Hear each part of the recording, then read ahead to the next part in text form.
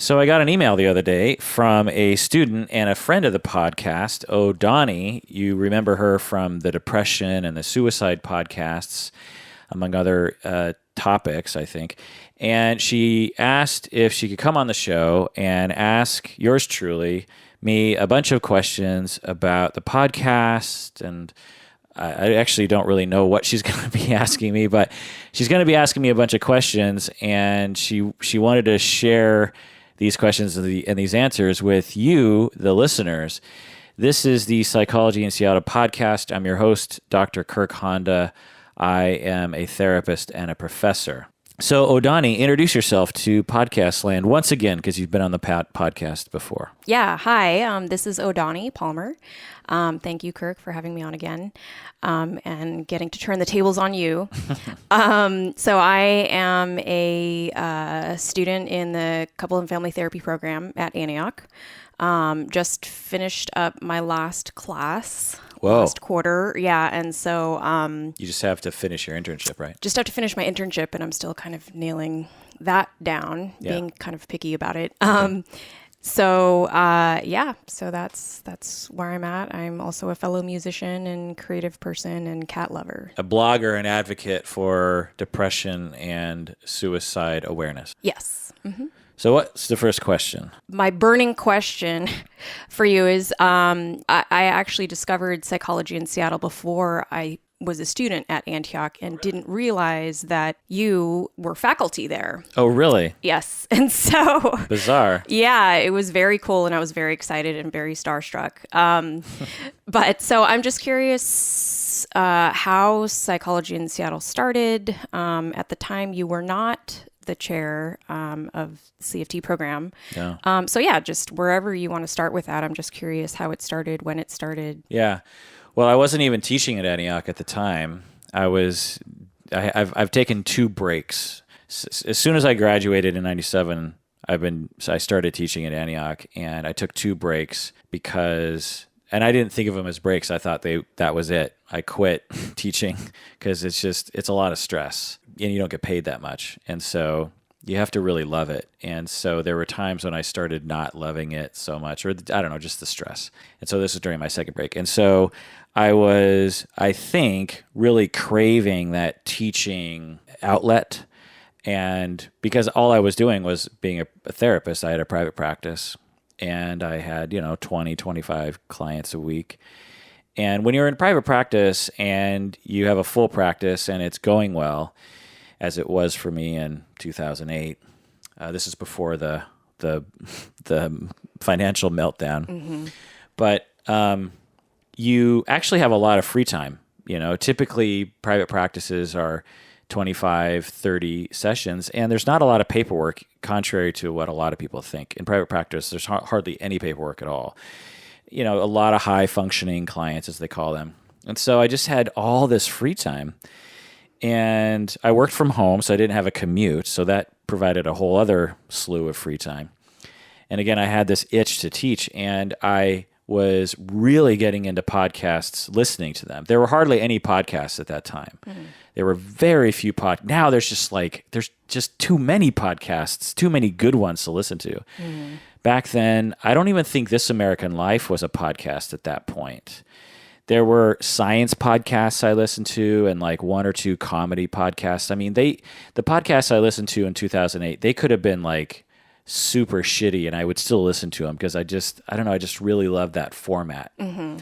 And I just had this idea that, well, maybe I could make my own podcast. That's kind of how I am as a creative person. Is I love things, movies or music or I don't know, just whatever. And I think maybe I want to do it myself. I love this thing so much. I want to be a part of this thing, even if mine is a shitty version of what's out there. At least I'm participating in, and I'm closer to the art or something. And did you know that you wanted it to be psychology related? Yeah, I think that's a good question. I don't remember ever considering a different topic. Maybe I did, but I don't think I did. And I thought, because I started listening to psychology and psychotherapy podcasts, and I just found that they were just so bad. I mean, no offense to the ones that were in existence in '08. I mean, the podcast I made in '08 wasn't any better than the podcasts that were out there. But my point is that I was like, man, these podcasts, I'm listening to them and I like them, and they're not really well made. I could probably, make one that could at least be a close 6th place behind the other 5 podcasts at the time. I remember I used to listen to podcasts, and I'd specifically search out psychology-related ones. Yeah. And I don't remember what the names of these were, but there were only a handful of them, and they were really shitty recordings. They were therapists in training, or therapists who, had guests on who were other professionals, and it was just very dry. But I listened to them. I remember I used to listen to them like at the gym, as a way to sort of learn before I started school, when I was still kind of considering it. One of my brothers, Tony, who's just a student of the world, always learning, he listened to them, and he would tell me about them. He's totally into biology and all this stuff. And, when there's something new that it's kind of like the internet, like, I'll tell you about it. And then your brain's kind of like, what exactly is it? How does that even make sense? And so, so I started listening to them, and they were interesting at the time, but the thing that was so cool about psychology in Seattle is I was like, wow, there's this guy who I feel like I could be sitting at a cafe and talking to him, because he's so down to earth and very approachable. And one of the great things is that your personality is in there, and you insert little bits and pieces of your life and your thinking and your humor. And so that's what I really appreciate about it. And I think that's from what I've heard and seen of other listeners. They're like, yeah, thank you so much. I don't feel like you're talking over me, or, It's so interesting. Someone else said that, I think yesterday, and I never made a concerted, effort to do that. I think it's just who I am. I can't help it.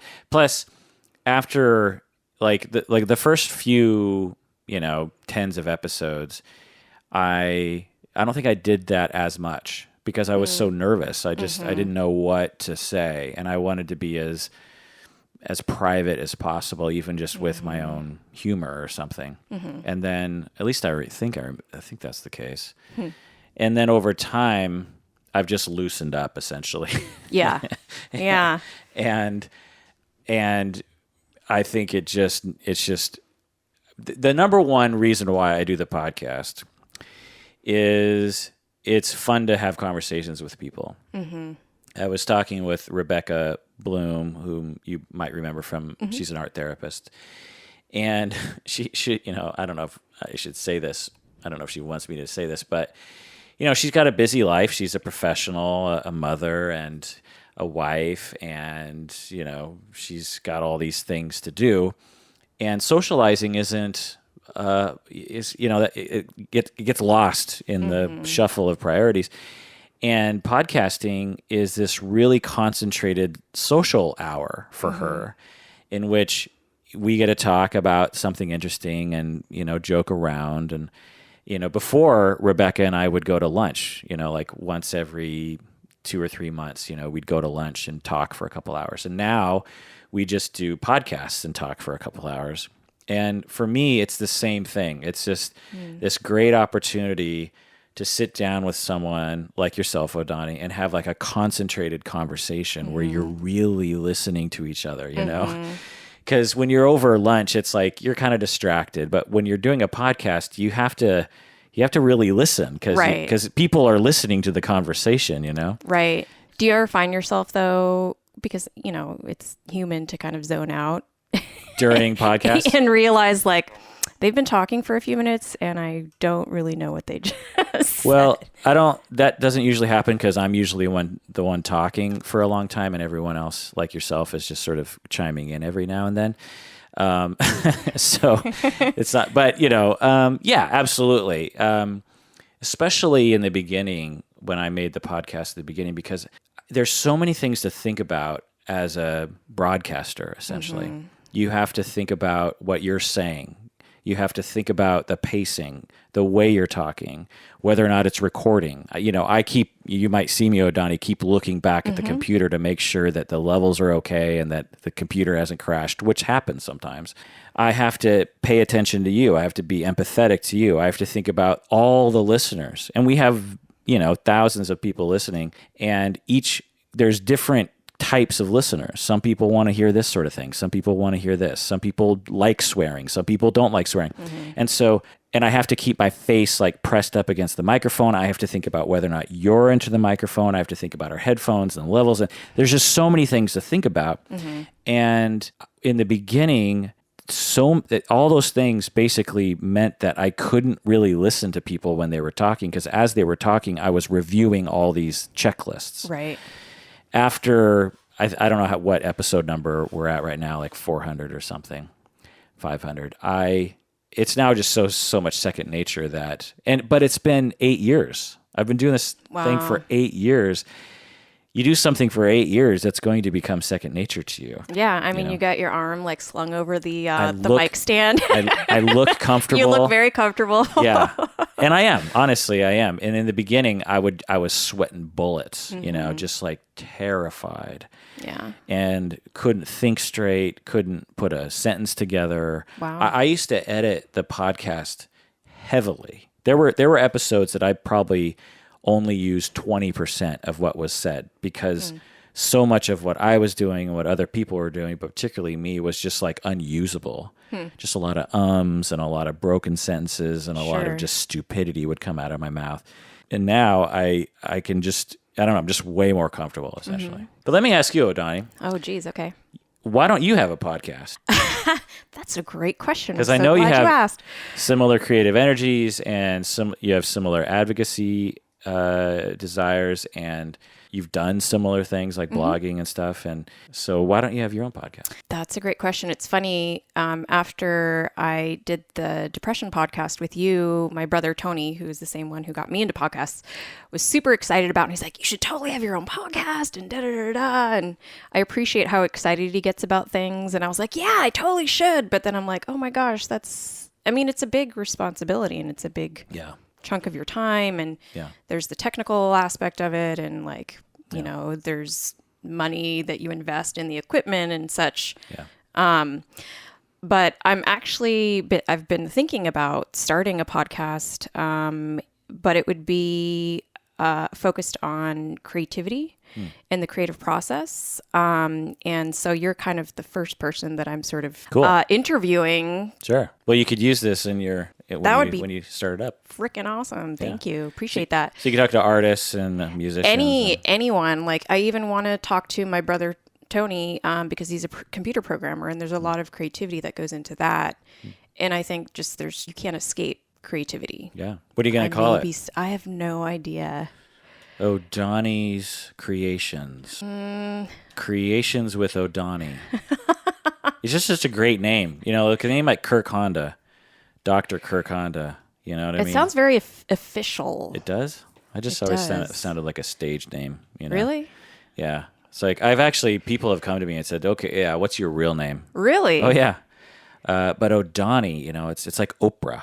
Oh my gosh. The first time you heard the name Oprah, you'd never heard that name before, right? No. And so Oprah is Oprah, and you could be... So I could be the other O? You could be the other O. I could be the other Odonni. You could just call it Odonni, like Oprah. Okay, yeah, but I'm not going to be giving out free stuff to people. Yeah, well, down the line. Free hugs. Free air hugs over the air. Pod hugs. Pod hugs. I like that. Yeah, so I don't know. We'll see. Well, I hope you do.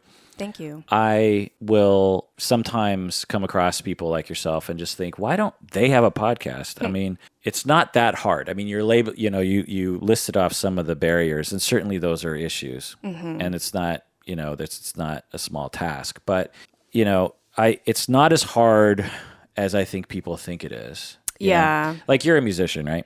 And you run into people that might look at you and go like, oh, I've always wanted to learn how to play guitar. I never did it. And you're kind of look at it, I'm like, you realize I'm just a schlub that just picked it up and just kind of... I don't know what I'm playing most of the time. Yeah.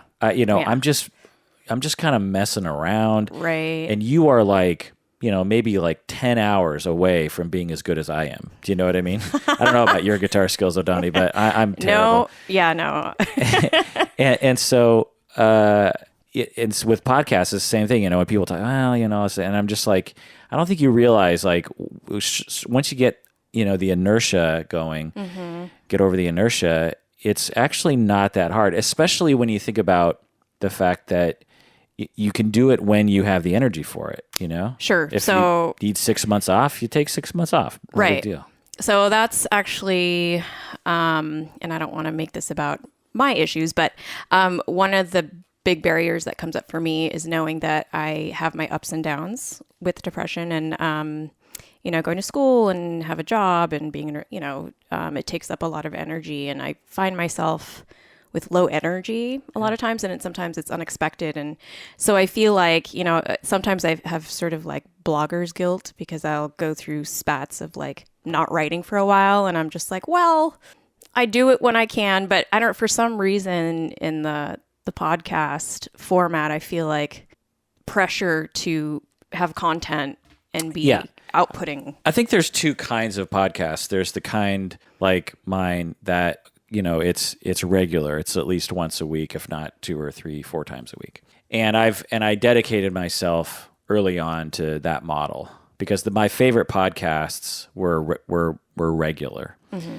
And the podcasts that were random annoyed me. It's just like, like a month or two would go by and I'd think, I guess the podcast is over. And then all of a sudden one would pop up and I'd just be like, where have you been all this time? Right. And so there's that. But when people discover your podcast, they will just go back to the beginning. And it doesn't, it could be 5 years ago. Like there was a podcast about Rome. I think it's just called Rome. And by the time I discovered it, it was over. Mm-hmm. But he had this treasure trove of like, I don't know, 100, 200 episodes that were just sitting there. And I just listened from beginning to the very end of that thing. Right. I guess it's kind of like, those Netflix shows that only have one season. Exactly. And then you're just left hungering for more. Yeah. I guess I just don't want to put people in that position. Don't want to put them there. So you have another question there.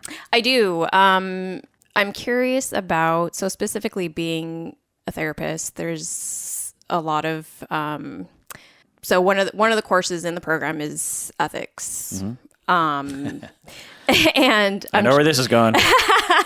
I'm curious, and I imagine this was part of kind of your feeling like holding back when you first started the podcast. Like, how do you balance sharing perhaps a limited amount of yourself, or you know what I mean? Like, how do you know if you're going too far in terms of sharing, disclosing? Yeah. Well, let me test you, Odonni. Oh God. There's going to be these sorts of questions on the licensing exam, so this is good practice. Can't wait. What ethical codes are at play regarding this question? Do you know?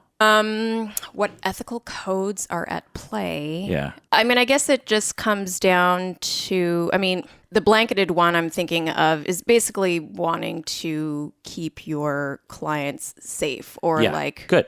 Right. Yeah.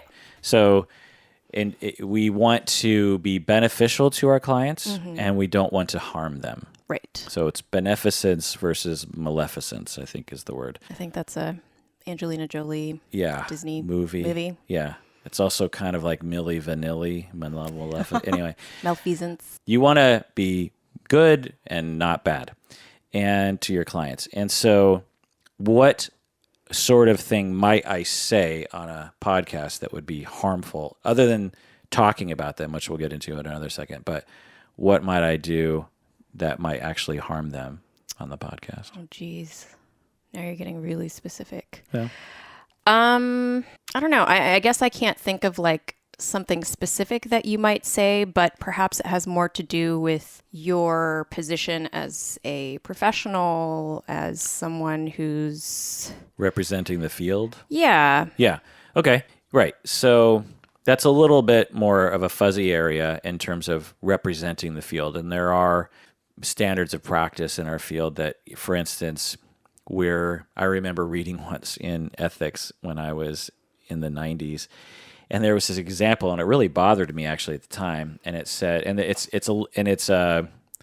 it's debatable, but what this book was saying was that if you get really drunk and stand up on a table and start, making a fool out of yourself in a bar, that's actually unethical because you are misrepresenting our field. You're making all of us look like we're chumps, and that actually degrades the field, which, perhaps might degrade the treatment of clients and blah, blah, blah, and therefore that's unethical.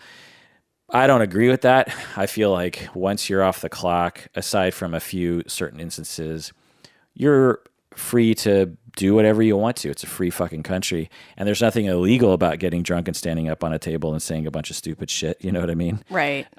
So it's not like you're hanging out with a client and... Right. As long as you're not directly harming a client, I don't see the problem with that. Plus, every week it's a thing that I like to do is get super drunk and stand on a table and make a fool out of myself. And I just don't want that to be taken away from me. It's a pastime, if you will. Sure, yeah. Of course, I never remember it because I'm blacked out, and so that's why I keep doing it every weekend, like some kind of Umberto groundhog. just keeps telling you. Yeah. No, he's blacked out. Did it again. Too, honestly. But anyway, so there's that. But the main harm is, say someone is... And the reason why you can't come up with this is because, off the top of your head, is because it's not a very likely thing to happen. Mm-hmm. So say I have a client, so I have clients right now, and say they're listening to the podcast, which I know actually some of them do. And I say something like, I hate Republicans. Mm-hmm. I think they are all dickholes and da-da-da-da-da. Mm-hmm. Well, if... some of my clients are Republicans, and some of them are, then they will go from trusting me and liking me and feeling like we have a good relationship to being hurt by me. Mm-hmm. And the next time they come into the office, they're probably not going to mention it, and they're going to secretly think that there's something, wrong with them or wrong with me. It'll interfere. They might even drop out of therapy altogether. And so... that's an example of how I might say something on the podcast that could harm the treatment with a client. And there's a lot of things I could say that could do something like that. Mm-hmm. So I am always thinking about that. Everything that I do on the podcast, I am aware that some of my clients, if not all of them, are listening to every single word I say. Now, sometimes I take a little bit of a risk now and then. I'll say something political and I do it with purpose. And there are times when I will completely excise things that I say on the podcast. I just did that the other day. I talked, it wasn't even that bad, but I just thought, you know what? That's just too, I don't know. I don't want my clients to hear that thing. And so I took that out. And so that's one ethical area to think about in terms of harm and benefit to clients. Having said that, there are things that I'll say on the podcast that will actually benefit my clients because I'm advocating for things, I'm normalizing things. They might even hear, it's like, wow, when he's talking on the podcast, he might not even know I'm listening, and I'm listening to him say things, and he's reinforcing things he said to me in therapy, which means that he's really being genuine. Do you know what I mean? It's like hearing, So there's even a potential benefit to listening to the podcast as a client. Yeah. The other ethical area is confidentiality. If I talk about clients, right, that is potentially a breach in confidentiality and would harm a client or at least just violate their privacy. And I'm always thinking about that in terms of my clients. Whenever I present on a case, I will either make it so general that the client might even wonder if I'm talking about them, or I'll change details so that there's no way that they could be identified. Sure. And I also there are examples that I could tell about clients that might meet all those criteria, but I still won't say them because what if they heard me talking about that? Right. It could, just imagine yourself. You're talking to a therapist and then they have a podcast.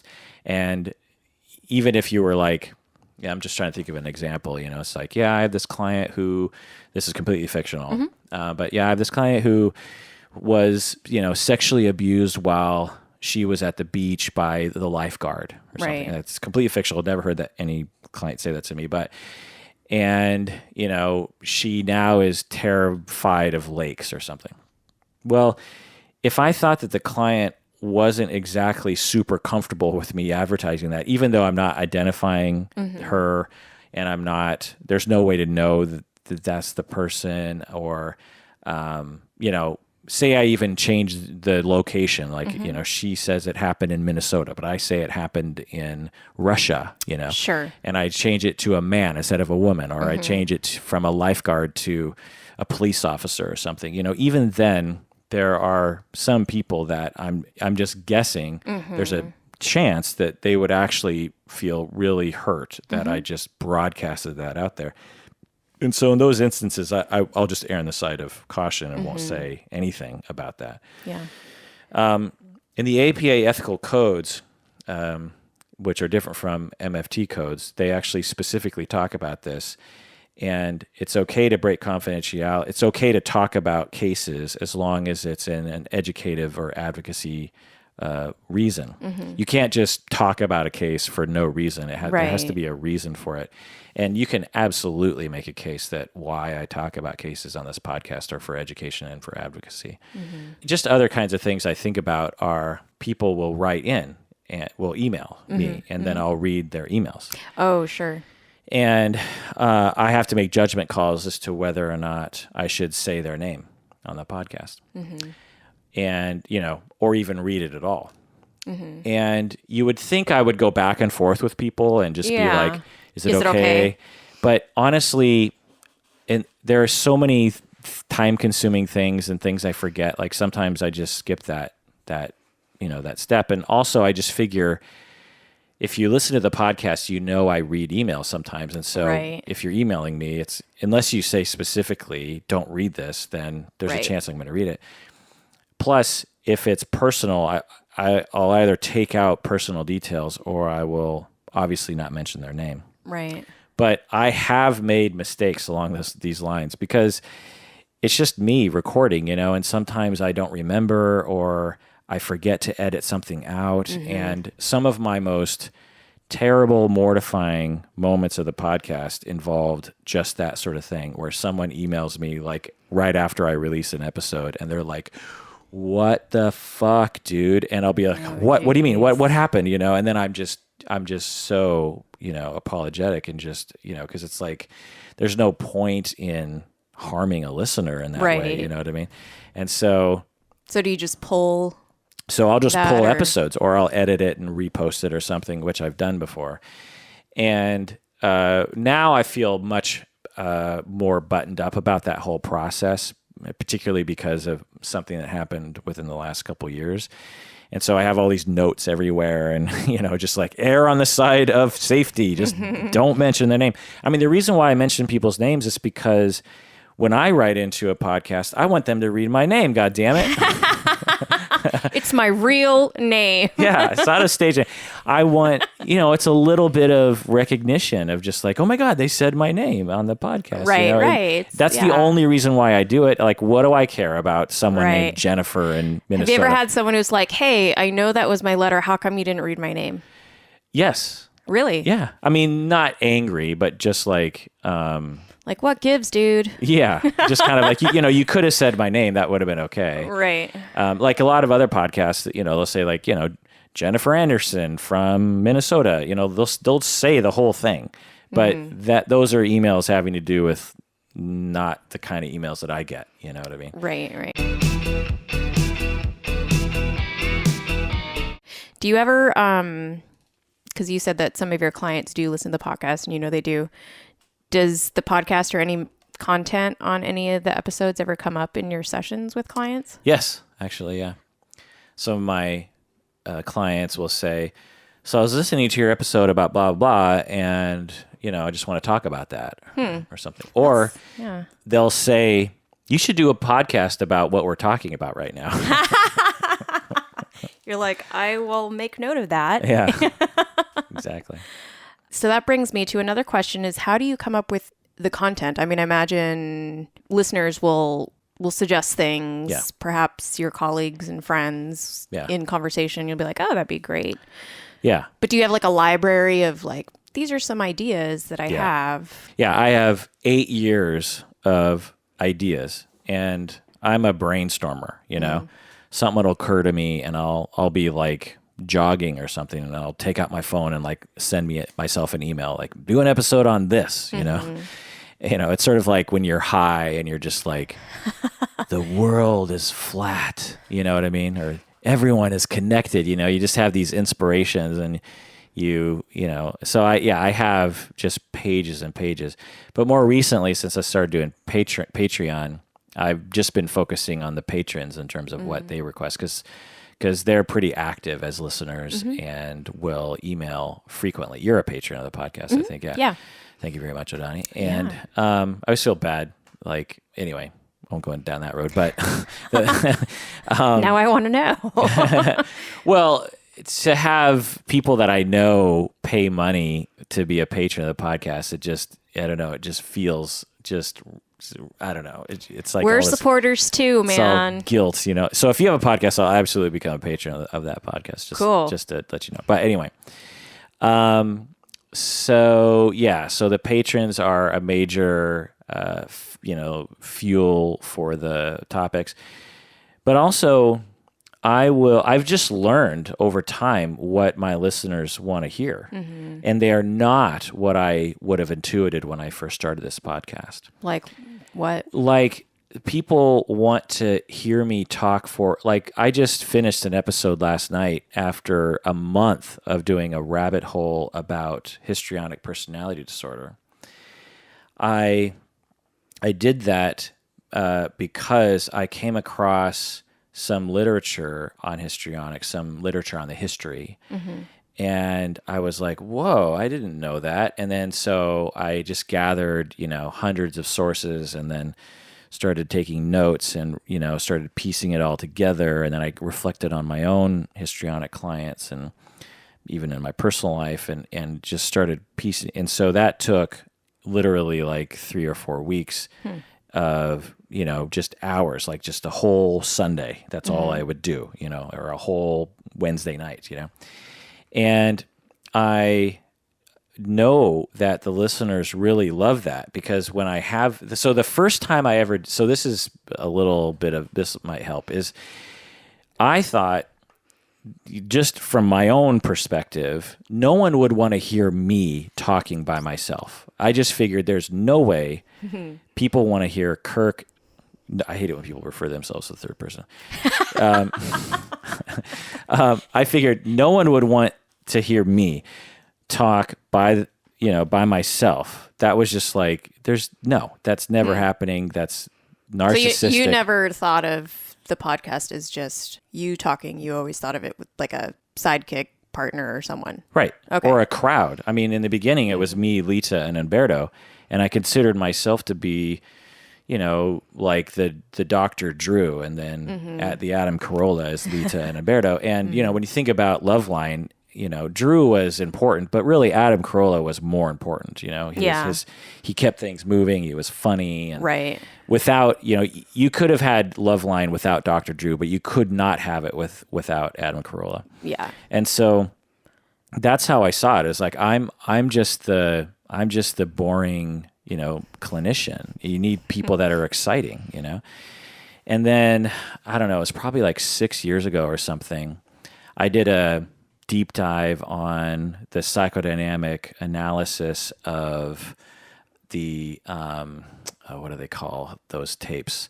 I can't remember her name, but anyway, in the 60s, Rogers and Fritz Pearls and Albert Ellis, was it Albert Ellis?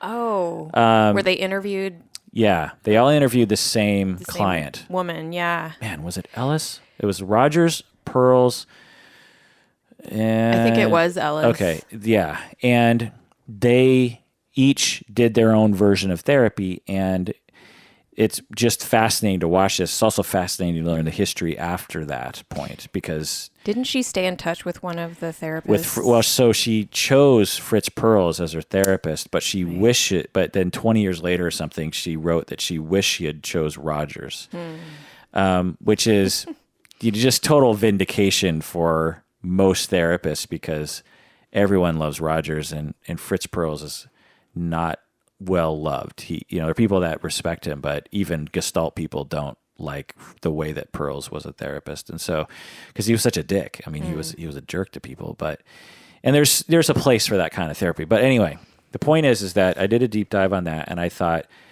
I don't want to bore my co-hosts with this. They're going to be so bored with this. It's going to be so boring for them. I just need to do it by myself. And so I made that episode, and I fully expected it to just sort of, be forgotten. But very quickly, and still to this day, people come across it on YouTube, and they'll because at the very end of the episode, I was like, so is this the sort of thing you want? Because I feel like this is bad. And so people hear that today, even though it's 6 years later or something, and they'll email me and they'll be like, so I just wanted to email and tell you I really do like that episode. And I like it when you talk, by yourself. And I like the episodes with Umberto and the others, but I also like it when you go really deep into the technical. People love the technical talk. Mm-hmm. They just love the psychodynamic and the theory talk, and even I would guess most of our listeners are not therapists, and they love the technical talk, which is just bizarre to me, But then I also think the science podcasts I listen to, they get super technical, and it has no relation to my work or my life, but I just love hearing all the process of how they work things out. And there are times when I have no idea what they're talking about, but, I still listen. Yeah, yeah. Or there's the History Channel or Nova, or people dig that. Yeah. Right. And psychology is applicable to all of our lives. We all have a mind, and a personality. And so I think that's why people like it. So I know your original, this is a long answer, but your original question was, how do I choose topics? Well, so I've learned from feedback from listeners that they like those technical episodes. And so when I am inspired to make one like the histrionic episode, I will dedicate that time. And I like to nerd out on it, and so that's one way. And other things that I've learned from listeners is they there's a certain percentage of people that love the Game of Thrones episodes. That I think I've only done 2, actually. People love it when we analyze movie characters or culture, TV shows. I did not expect people to like that, but people, Really? Oh yeah. Well, because the first time I made it, I'm like, who's going to care about this? But to this day on YouTube anyway, all of the most popular episodes involve, like, I think the most popular one I think is the Ramsay Bolton episode. Do you watch Game of Thrones? I've lost track. Okay. Like 2 seasons ago. Well, one of the bad guys. And then another episode, the Joffrey Baratheon, you might remember him. Oh, yeah. Another episode that's really popular is Gone Girl, the one we analyzed the movie Gone Girl. And just things like that. And you just wouldn't think that those would be so popular, but they are. And so I totally see why they are, though. Really? I mean, it's like popular culture. Yeah. A lot of people can relate because they've seen it, and it's, Right. Yeah. And you just did one. Did you just do one on Stranger Things? Yeah. Okay. Right. I haven't heard that one yet. Right. That one wasn't so much of analysis as much as just me and Umberto just talking about, or really just me talking about how much I love the show and the 80s aspects of it, And so, and I don't think people enjoy those episodes very much because it's not. It's like, where's the psychology? Right. It's just us. But see, that's the other thing is just like, fuck it. It's my podcast, and I want to have this conversation with Umberto, and so it's going to happen, people. So someday I'll be able to just talk about whatever the hell I want to talk about. Right. Exactly. With my one patron, Kirk Honda. Yay! So Patreon, that is a pretty recent thing, right? Yeah. Like a year or 2? 1 year, yeah. 1 year. How has that changed the process of putting things together, or has it? Yeah. Well, prior to Patreon, I would make an episode once a week. And that was pretty much all I had the energy for. I always sort of had a fantasy of doing it more than once a week because there's just so many things to talk about, you know? But I was like, you know what? I'm doing this for free. Actually, it cost me money to do it. And there were some people donating, but it was pretty minimal. And it just didn't feel, I don't know, congruent or something to be spending all this time on something that cost me money. Even though we had a, great listenership and people emailing and I enjoyed it, it just, like, once a week is a lot of fucking work. And so, but when we actually started, making money through Patreon, it's not that much because once you get all the percentages and I pay people and it's not that much that I get personally. I would still, let's just put it this way. I would still, if I wanted to make money, I could make a lot more money per hour if I just had clients. Do you know what I mean? But anyway, that motivated me. It sort of gave me the excuse to make more episodes, to be like, well, hey, it's making money now. It's not just complete waste of time, it's actually producing an income and might have the promise of growing an income as I move forward. And so it gave me the excuse to make more episodes and to communicate in a much more dedicated way to the patrons. Right. We have about 330 patrons, I think, currently. And there are patrons that email me all the time, and so it just feels more like a community now. Whereas before it was like, 50,000 people listening and like maybe one or two people I recognize, but not very many people emailing me. And so it's like less pump up the volume, more, I don't know what would be the... Yeah. What's the smaller version of pump up the volume? I don't know. It just feels more like a community, just more like, hey, we're all in this together, And, cool. And some people will, I will actually interact with personally.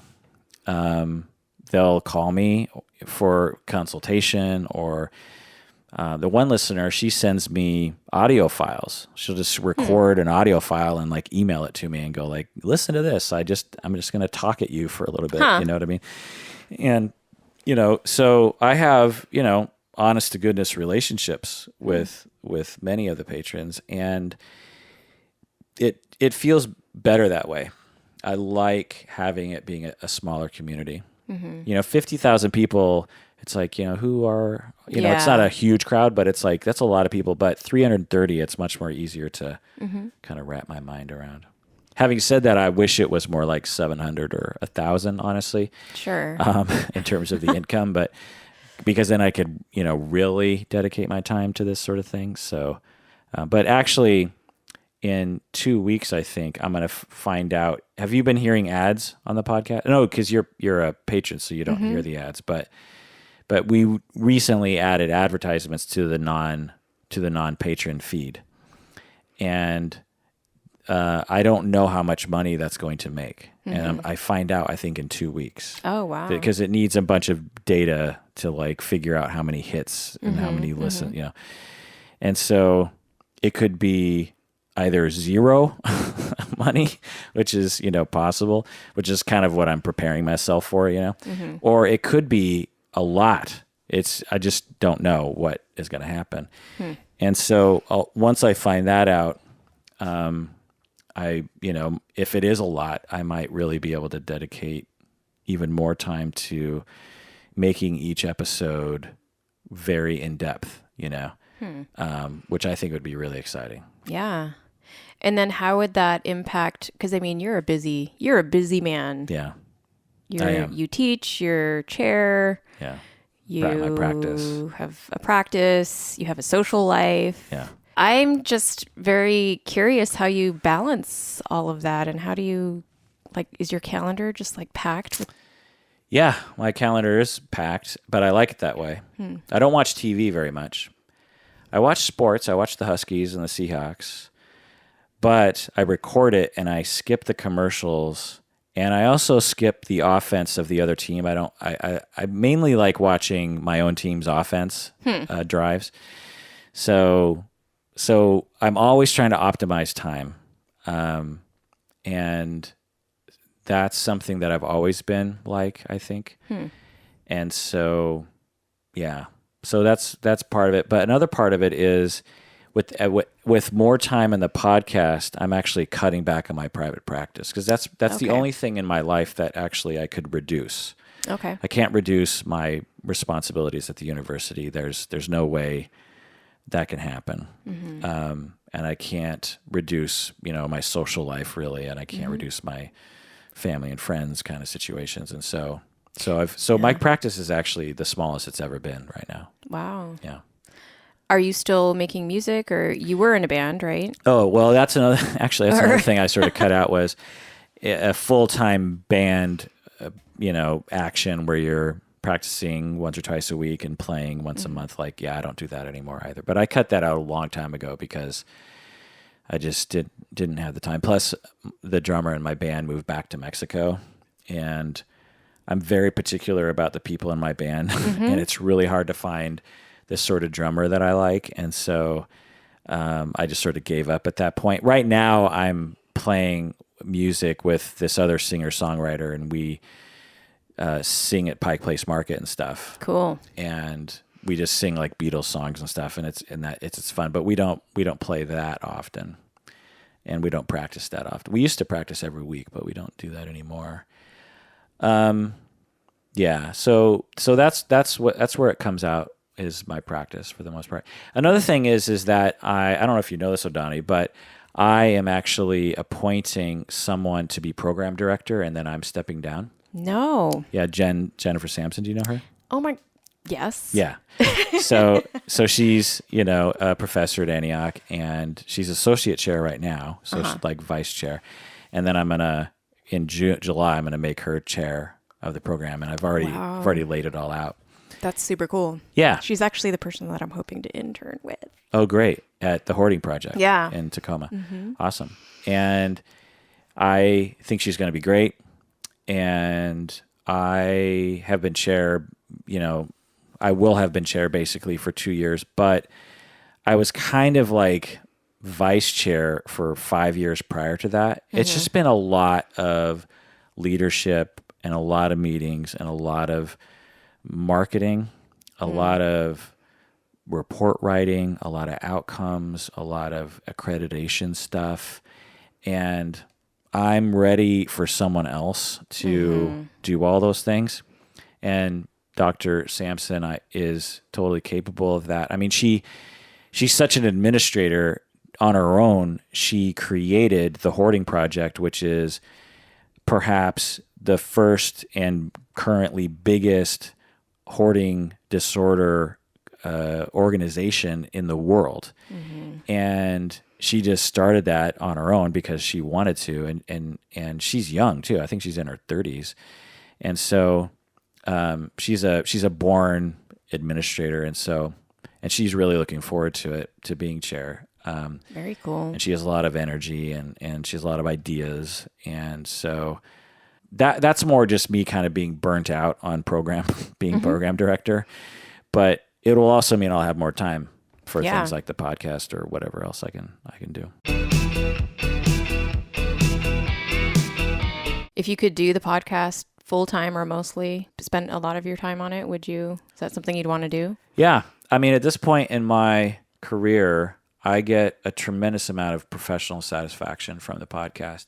The podcast is just this wide open field of playground for me, where there's just so many toys to play on. You get to like geek out all the time. Right, exactly. That's cool. Well, what are you being picky about your internship about? Supervisors? I think just all of it, the whole experience. I also feel like, because I did do a quarter internship last fall at the, I wanted to say Atlantic Street Project, but that's a center. That's a combination of the Hoarding Project and Atlantic Street Center. And it was a difficult experience just because it's an intense experience in internship to begin with, but also just I was balancing a lot of personal stuff. Yeah. And so I think I'm I took a step back from that because I wanted to gain a little more stability in my life. And I think I'm a little apprehensive about diving back into that and getting into that same position. Yeah. Although I don't think that that's going to happen, but I don't know. It's a lot of time and a lot of money, and I want to make sure that I'm getting into a situation that I really enjoy. Mm-hmm. I kind of looked at it as I could either go that way or just be like, fuck it, I need to get the hours. And you know. I would recommend considering the second option. Really? Yeah. I'm not saying that's the best option for you. You'll have to think about that, but I would absolutely have that in the top 2 or 3 options, because you can't start your career until you graduate. Right. And sometimes internships have nothing to do with your career.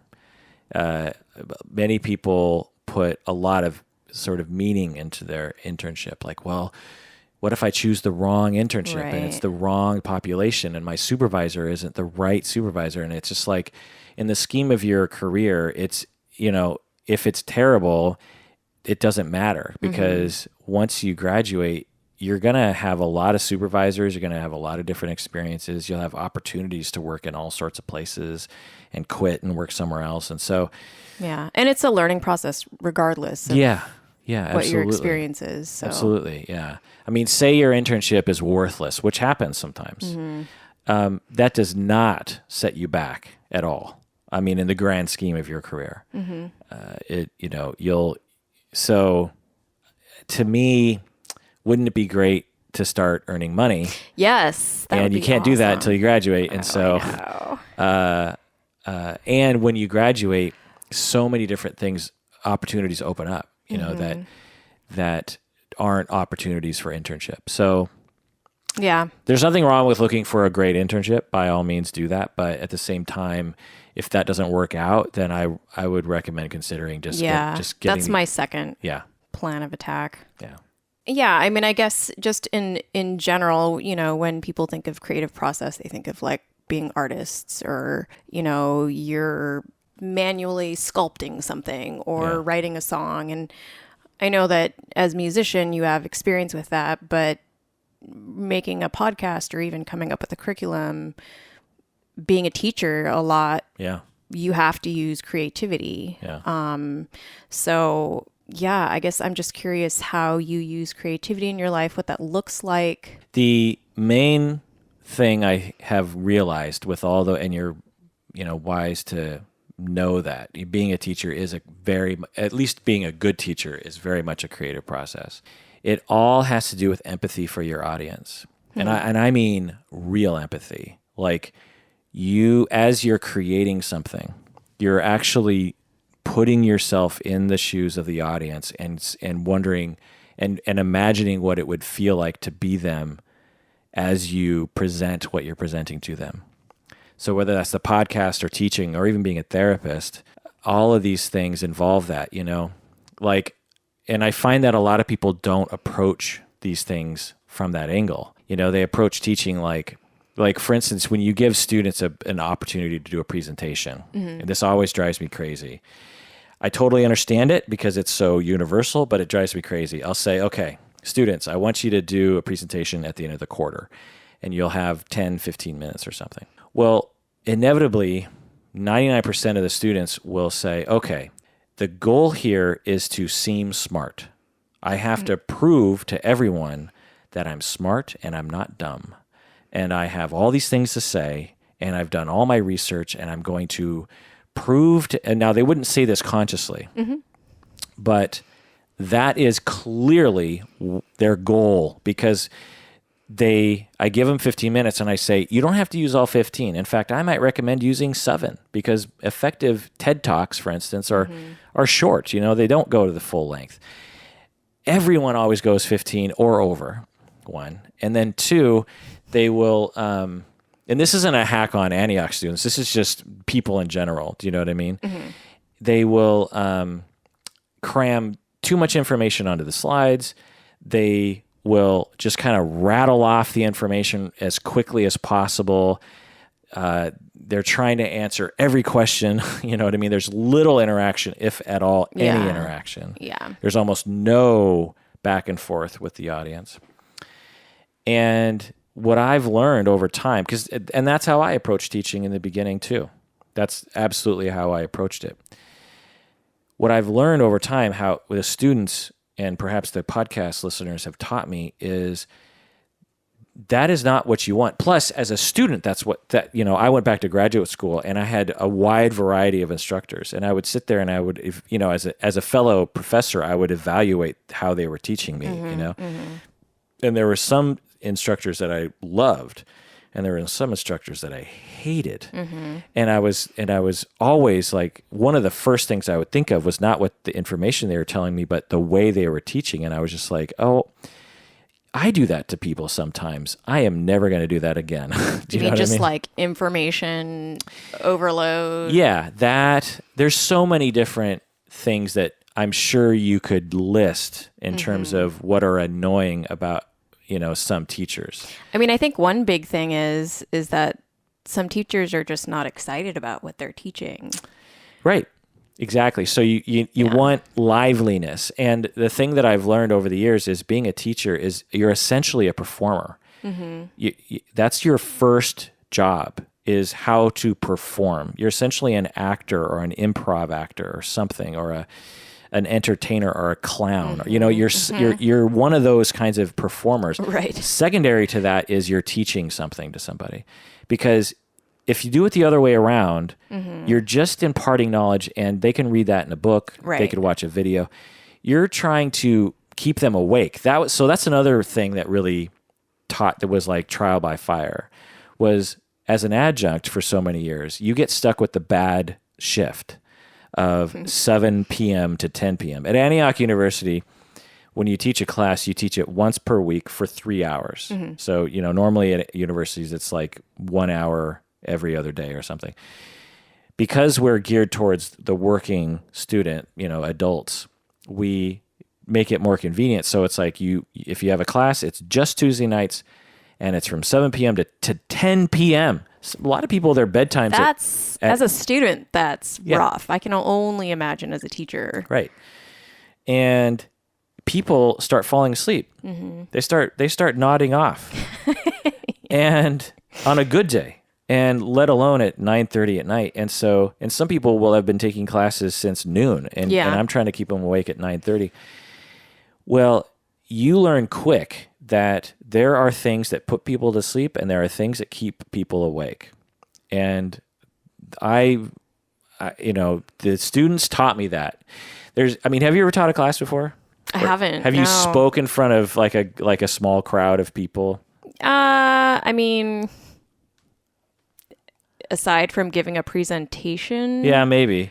Hey, did you notice where people's eyes were? Oh gosh, yeah. Oh yeah, very, very, very aware of where people's attention. Right. As an audience member, you're only aware of one thing. Right. The speaker. As the speaker, you're aware of every single audience member, especially in smaller groups. And in Antioch, all our classes are, usually less than 16. And so when I would be talking about something that was interesting to people, every single eye was on me. And when I was boring people, half the eyes, or maybe no eyes, they'd be looking down. Right. They'd be doodling. Texting. They'd be texting. And so I learned over time that to be an effective teacher, you have to be in their shoes. You have to know what puts you to sleep, and don't do that. I think a big part of that is just really just being yourself, like allowing yourself to insert humor that's I don't know. It's hard to do though, it depends on what you're teaching and what your audience is. For me, that was really hard. Like when I first started, because I was so nervous, again, people would say that, like Paul David, my mentor as a teacher, he'd say, just relax, just be yourself. And I'd be like, that is impossible, sir. I cannot I can't relax. Is there a pressure point that like I need to be pressing on? Yeah. That'll help me get there because it's so terrifying, you know? Yeah. So yeah, what was your original question? Something about creativity or what was the original question? Oh gosh, I don't even remember. The creative process. But yeah, anyway, the answer to whatever question that was empathy for the audience. Okay. Be in their shoes. So for music too, and the podcast, it's like you're always trying to, like, for instance, let me just throw out just a tiny little for instance.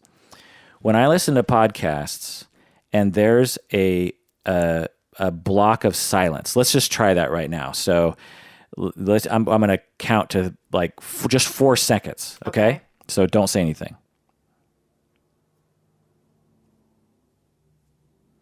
That's 4 seconds. That when we're in the same room right now, and silence in person is not a big deal. It's like, okay, we're silent for 4 seconds. Silence over podcasts is like the great abyss. It feels like you are falling into a black hole of nothingness. When I listen to podcasts and they have even just a second of silence, it actually jars me. I don't like it. Do you ever find that? Gosh, I don't. Well, I mean, I guess I could see like I'd be starting to like tap on my speaker or something, or like did something like at the very least fall you're thinking apart here, at the very least you're thinking malfunction. Malfunction. Well, I as a listener learned that and was so bothered by it that I have dedicated myself to never doing that to my listeners. And so up until this point, there's been a couple points where you've been thinking and it was completely silent for, 2 or 3 seconds. I will go back after you leave here and I'm going to take out those silences, not because you're a terrible person, but because it's a frequent thing that people do when they're talking. Sure. And you don't realize it until you actually record conversations. There's a lot of points where people will there's just silence, know, and in person, no big deal. And so so that's just a tiny little example of how I'm putting myself in the position of the listener and I don't want to put them through that. And so I will take out those silences. You could take them out, or you could be like commentator and be like, she's now rolling her eyes. Which I will do. Oh, okay. Like edit in. Yes. No, but I'll do that sometimes. Like, and if you're a listener to the podcast, you might actually hear this sometimes. Like, I'll ask Umberto a question. I'll be like, tough or bluff, Umberto? Blah, blah, blah, blah. And then I see his eyes go up to the ceiling. And then you say something. And then I'll just fill in that space with talk. And I'll say like, okay, you're thinking about it, or I'll repeat the question because that silence is so bothersome to me. I don't want other people to have to go through that. Interesting. Okay, good to know. That's a good tip. Yeah. So listen, so when you make your podcast, think about what you like and don't like, and try to here's another thing. I don't know if you're interested in this. Yeah, totally. Well, I don't know. Tell me. Most podcasts at my level, which we would, you have the This American Lives and the Radio Labs, and then you have like my level podcast, which is, very homegrown and amateur, shall we say. Well, most of the amateur podcasts, they have long intros. You press on the episode, there'll be a long musical, and I used to have all these things because I thought, well, this is what everyone else has. And it's sort of based on TV, I think.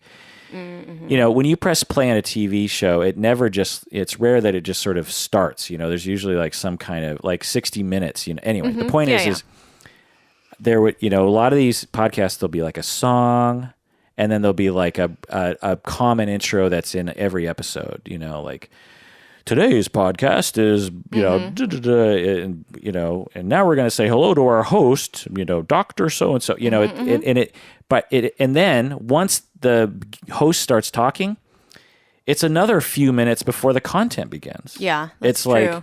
It's like, how are you doing? Oh, I don't know. Yeah, the weather. Just like all this stupid shit. And I'm just sitting there listening to this podcast. I'm like, get to the fucking content. Do you know what I mean?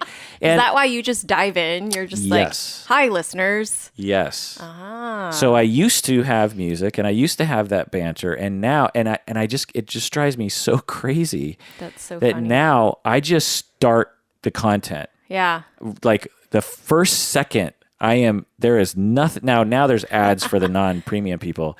But for other people, it just starts because that's what I want. I want to press play on that fucking no muss, no fuss approach. Yeah, Oh I don't want to. I don't want to bother people with a bunch of shit that means nothing to the listeners. They don't care about a stupid song. They don't care about banter. They don't care about an intro. They press on something. They want it now, and there's no reason to give them it now. You know, so that's another example of me having empathy for the listeners. You know. Well, so is that all your questions? Does that satisfy? Yeah, I think so. Okay. Yeah, thank you so much. This was a lot of fun. Okay. And I've gotten pointers along the way. Yeah, no what do you mean? Long silences. And no long dumb intros. And I'm not saying by any means am I, short of words. But I'm trying to not bore people is the thing. Like, that's on my mind. Yeah, no, it's great what you put out there, and just appreciate that you take the time to do it. So yeah, well, thanks, Odonni. There's got to be some times where you're annoyed, though. There's got to be like sometime when you're listening to the podcast. There's got to be sometimes you're just like, get on with it. Or there might up. be times where it's like, okay, guys, okay, but I mean, like you said, I mean, as an audio podcast listener, I kind of enjoy the times where you guys kind of go off and I can just kind of chill for a second, Yeah, so I don't mind. Okay. Yeah. All right. Well, that's good to know. Yeah. All right. Well, that does it for the podcast. Thanks for coming on the podcast, Odonni. Thank you. It's always great to hang out and talk with you. Cool. Yeah, thank you. Well, that does it for the episode. Please take care of yourself because you deserve it. You so much do.